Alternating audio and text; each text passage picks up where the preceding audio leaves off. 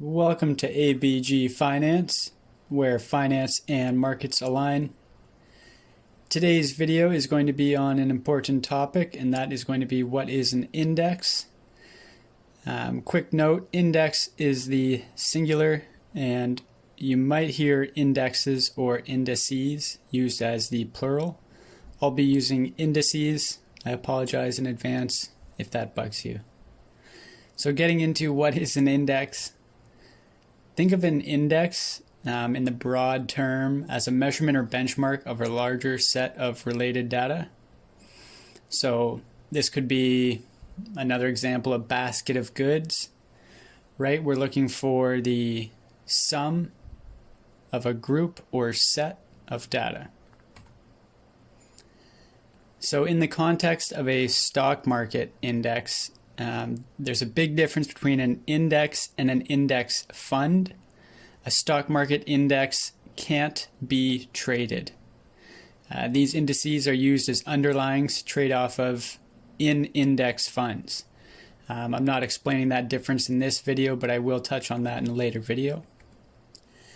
So in theory, a stock market index is therefore a measurement or a benchmark of a related market. Right? We can use these stock market indices to make comparisons or track trends.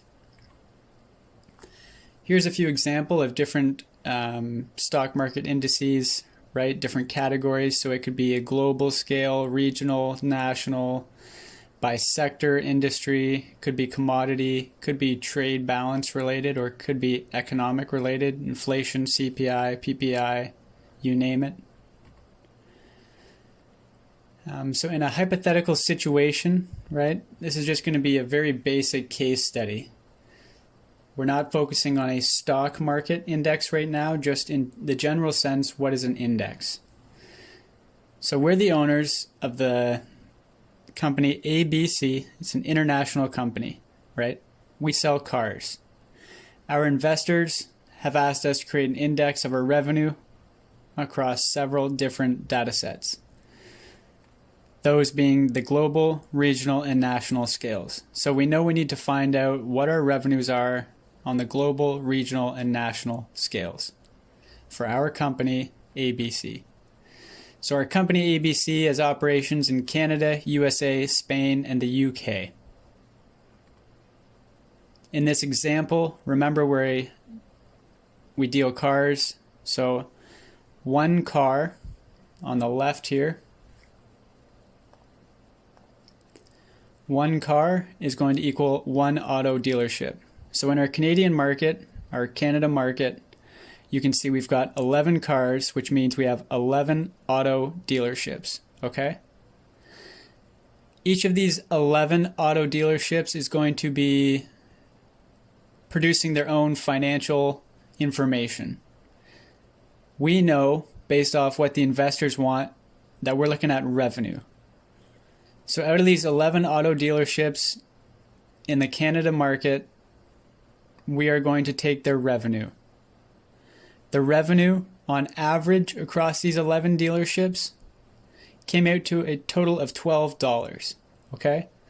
So on average, the revenue produced in the Canada market is $12 across our 11 auto dealerships. Now let's spread this out across the other markets. You can see in our USA market, we've now got 15 auto dealerships. Those 15 auto dealerships are on average producing revenue of $20.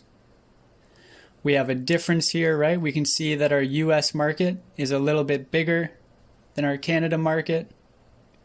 And on average, the US market is producing stronger revenue per dealership. Okay, so moving on to the Spain market, we can see that we have 7 dealerships. These 7 dealerships produce on average revenue of $6.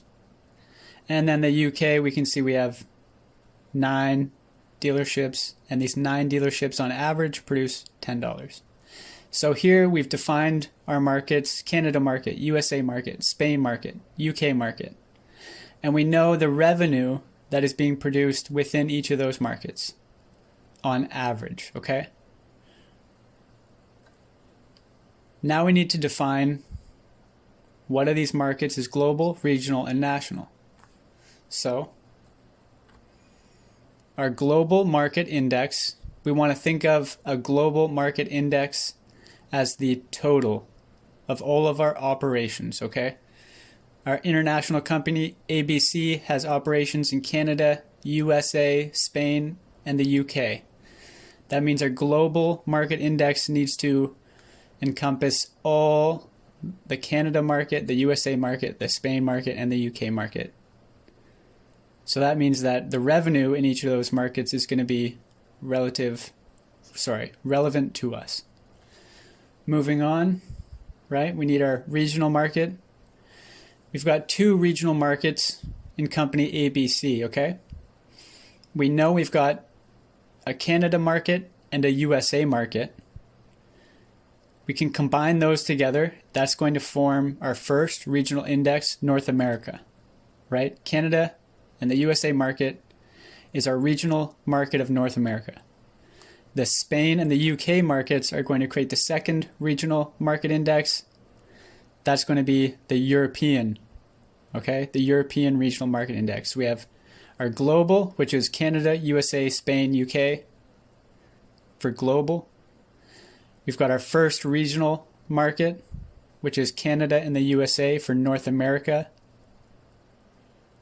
And then we've got our second regional market, which is Spain and the UK for the Europe regional market index. And then I'm sure you can put together the final piece here. So the national market indices are going to be made up of the individual markets, right? So Canada, USA, Spain, and the UK. You can see these are breakdowns or a more specific focus of each market from global to regional to national. What we want to do now is we need to calculate the different global, regional, and national indices. So we know what our markets are. We know what our revenue is from the last slide. So let's focus on the global index first. We know that in the global index, we have all markets, right? The total sum of company ABC and the operations we have. So that's Canada, USA, Spain, and the UK. And we know the revenue, right? From the previous slide, we've calculated the average revenue for each auto dealership in each of these markets. $12, $20, $6, and $10. So on a very basic scale, to create a global index for company ABC, right, we're going to use an equal weighted structure. So all we're going to do is calculate that average. Simple, right? Take the totals. We got 12, 20, 6, and 10, which equals 48. Divided by 4, it's going to give us 12. So we know that we have a benchmark for our global index of 12, okay? Moving on to the first regional, same calculations. First regional, we have North America, which is Canada and the USA market. We know the revenue on average for both. We're going to use the same calculation from above. This is just a very basic calculation of average. Many of the other indices on the market will use different weighting calculations. So it could be price related, market cap, could be different sectors, industries. So in this is again just a very basic, we're not even really thinking about as much the values as it is the application, okay? So back to the regional index, we have our information. We can say that the North American regional index has a benchmark of 16. The second regional market we know is Spain and the UK, and we know the revenue. We know our calculation. We can say that the regional index for Europe is 8. The benchmark for the regional index in Europe is 8. Using the same calculation on the national scale, we'll just go into our domestic market of Canada here for us, for company ABC. So we know our revenue, and because we calculated that national market by taking our 11 Canadian dealerships and finding out the revenue across those 11 dealerships, that is going to be the national index for Canada. So that average revenue on the national scale is going to be the same for our benchmark for that national index in Canada. And then progressing right, same calculation. So the national index for the USA market is 20, the national index for the Spain market is 6, and the national index for the UK market is 10. Remember, right, we have to present this to our investors in a way that makes sense. We're obviously not going to provide them the last 2 slides because that looks like a bunch of mumbo jumbo, right? The whole point of these index or indices is to create smart visuals and relate that information. That's what we've done here on the right hand side. You can see, excuse me, we've got the revenue indices. So on the global scale for company ABC, we see the benchmark for revenue across those dealerships is 12. Okay, this is an important factor for us. So we know our benchmark is 12 on the global scale. In North America, we can see that the North American index produced a benchmark of 16. Okay, we see that this is higher than the global index. Is that good or bad? That's good. That means that the North American market has a higher benchmark than the global market. Okay, what about Europe here? Europe, we have 8. So the European regional index has 8. Is that good or bad if the global is 12? Global benchmark is 12. That's bad, okay?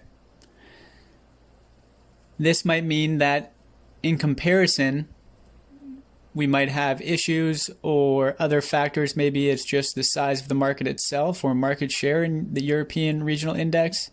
So we could dive into that and see what's happening with our companies. Why is that so low in comparison to the global and especially North American, right?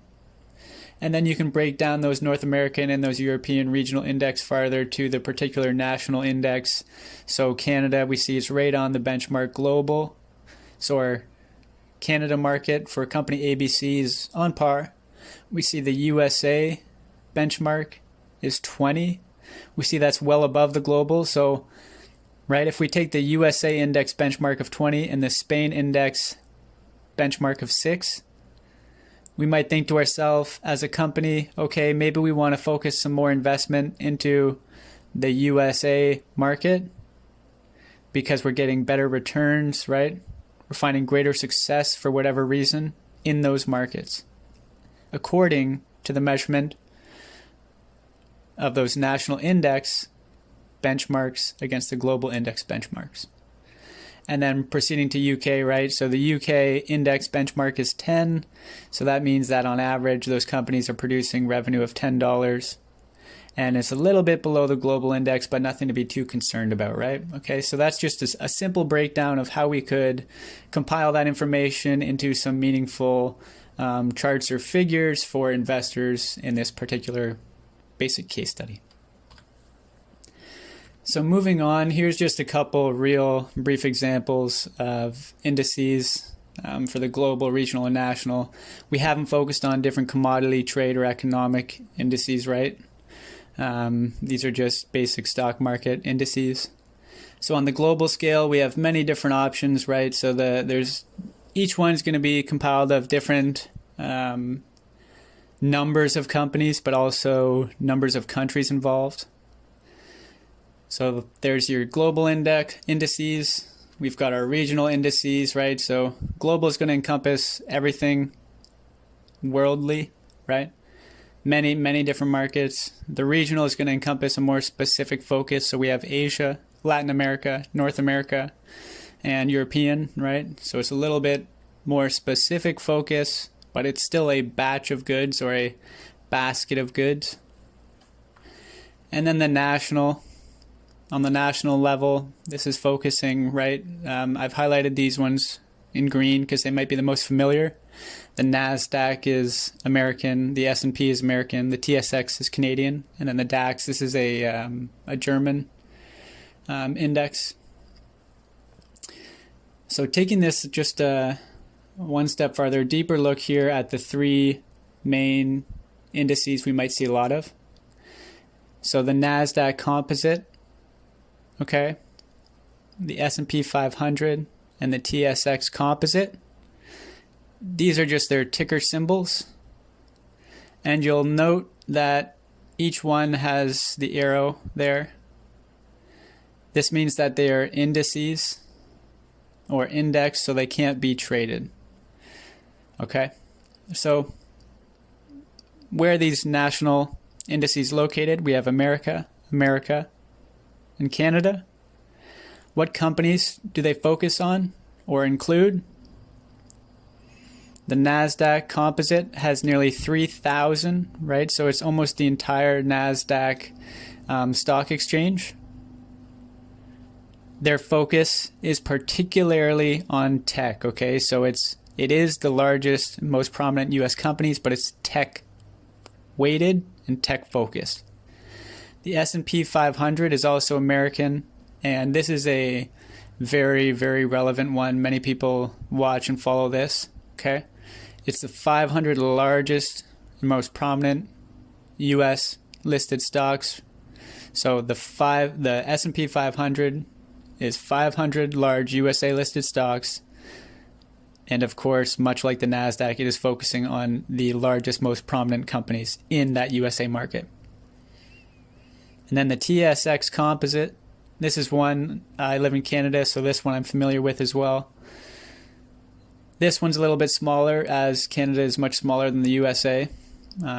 It focuses on about 250 Canadian listed stocks, and much like the other two, these are going to be large and prominent companies, except they're in the Canadian markets.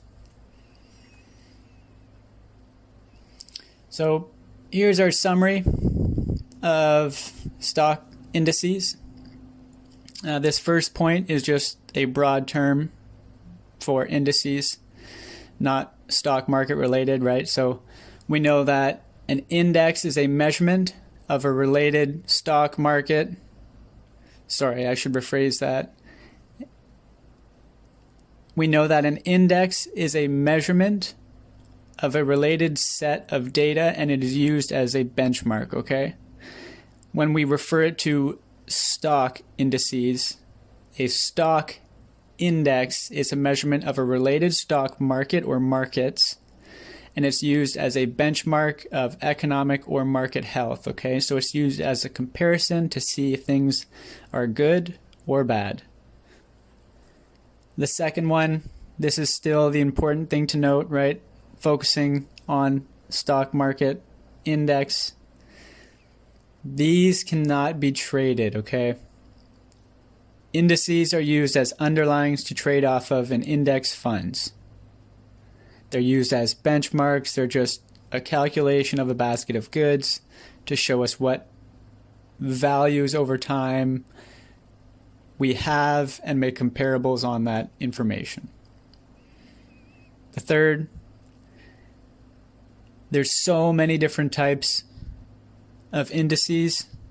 These can be on the global, regional, national. They can be by commodity, by sector, by industry. And then, of course, we have other ways to do indices by market cap weighting or revenue weighting, or in our case study example, right, we wanted to just see the revenue indices across our global, regional, national markets. So index, whether it's stock market related or just general finance, are a great tool to use to just make comparisons across different data or information. Number 4, the way that these indices are calculated is by taking all the companies in that specific market and using a formula to create a weighted calculation that will provide a trend line and values for comparison, whether you're looking at the visual number or the visual graphs. And the last one, indices can be broad or narrow in their range, and the calculations and inclusions and weighting obviously vary across these indices. So again, you might not have the same calculation, whether it's, say, price weighted or market cap weighted. Those will produce different values, different visuals, even if you were to track the same companies. I hope this video on what is an index and kind of the summary of indices helps you. As always, I thank you for stopping by, and keep on keeping on.